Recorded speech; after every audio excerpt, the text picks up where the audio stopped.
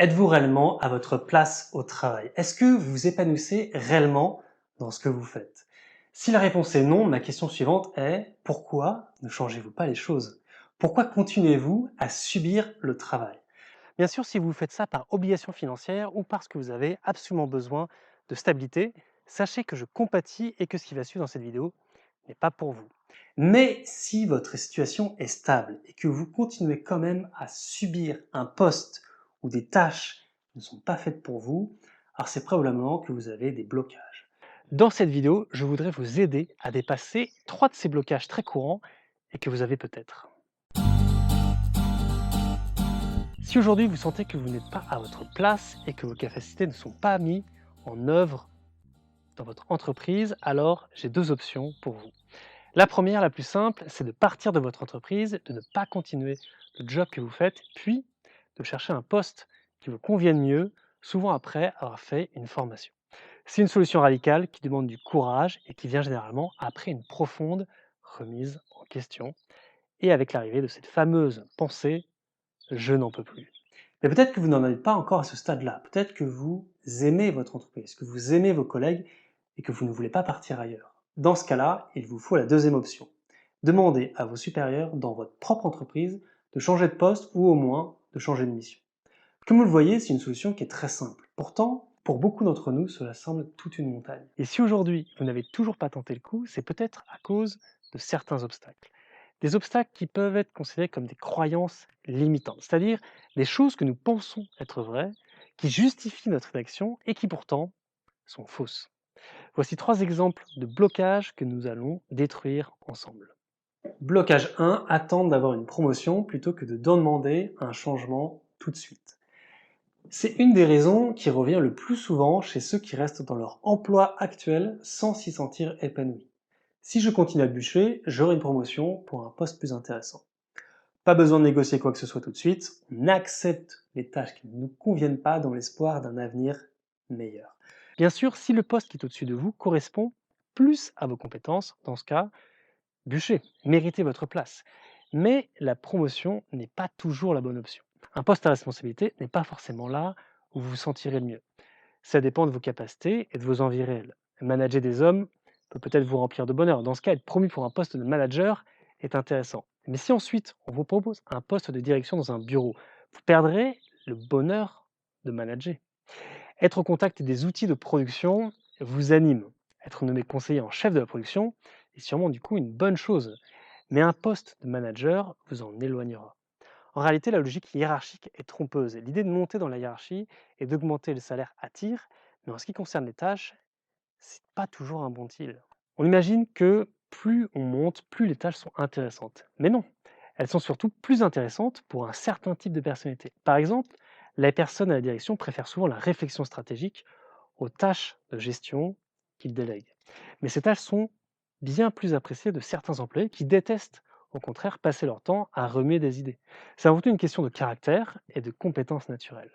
Donc commencer par ces tâches pour ensuite grimper dans la hiérarchie n'a pas beaucoup de sens si ça ne vous permet pas de faire ce pourquoi vous êtes bon et ce que vous appréciez. Quant à l'avantage du salaire de la position sociale, je comprends que ça puisse être important, mais mettez ça en balance avec l'impact d'un mauvais poste sur votre santé mentale et faites ensuite votre choix en conscience. Alors, point supplémentaire, être promu est toute une affaire qui demande du temps, de la patience et la certitude que vos collègues vous jugent digne du poste en question, car l'entreprise se met à payer plus pour vous. Tandis qu'un changement de poste de façon plus horizontale ne coûte presque rien à l'entreprise. Vos supérieurs seront bien plus ouverts à ce type d'évolution si c'est bien amené. Blocage 2, attendre d'être légitime avant de demander un changement. Bien souvent, c'est le blocage le plus important. Vous pensez manquer de légitimité pour demander un changement de tâche ou de poste. Parce que vous n'êtes pas depuis longtemps, que vous avez l'impression d'avoir pas eu assez de bons résultats pour le mériter, ou que ce que vous demandez est trop gros. Le problème ici, c'est que vous pensez de la même façon que pour avoir une promotion. Une promotion se mérite. Il faut avoir fait ses preuves dans certains domaines pour rassurer sur la tenue des nouvelles qui sont généralement liées. Mais un changement de poste ou de mission suit une autre logique. Ça n'a rien à voir avec le mérite. En effet, en quoi avoir de bons résultats dans le domaine que vous choisissez d'abandonner est un bon argument. Pire, être trop bon dans ce genre de tâches risque de démotiver vos supérieurs, de vous les retirer. Je vous conseille plutôt de donner des indices de votre potentiel, de profiter de chaque opportunité pour montrer un de vos talents cachés. Et si vous pensez toujours que ce que vous demandez est trop gros, rappelez-vous que vous ne recherchez pas plus d'argent, de pouvoir ou même des tâches plus faciles. Votre objectif est plus modeste, faire des tâches qui correspondent mieux à vos capacités. C'est une ambition légitime, car en n'étant pas à votre place, vous n'êtes pas aussi productif que vous le pourriez. À terme, vous risquez de devenir un poids pour votre entreprise ou au moins un manque à gagner, là où vous pourriez être un soutien efficace. L'entreprise a donc tout à gagner à vous permettre un changement. En conséquence, si vous sentez que vous n'êtes pas bien à votre place, n'attendez pas d'avoir de l'ancienneté ou des résultats pour réagir. Demandez tout de suite à faire des choses qui utilisent mieux vos capacités. Avec un objectif clair et profitable pour l'entreprise, vous êtes complètement légitime. Blocage 3, attendre qu'un poste se libère avant de demander un changement.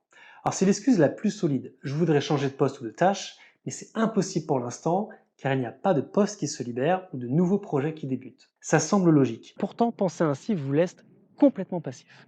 Vous ne faites dépendre votre situation que de choses extérieures et puis vous dédouanez ainsi de toute responsabilité pour rester dans une mauvaise situation. C'est une erreur. Oui, les opportunités ne sont peut-être pas tout de suite là.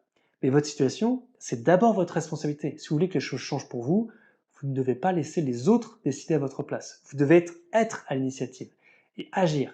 Même s'il n'y a pas de poste disponible dans votre entreprise, cela ne veut pas forcément dire qu'il ne peut pas y en avoir.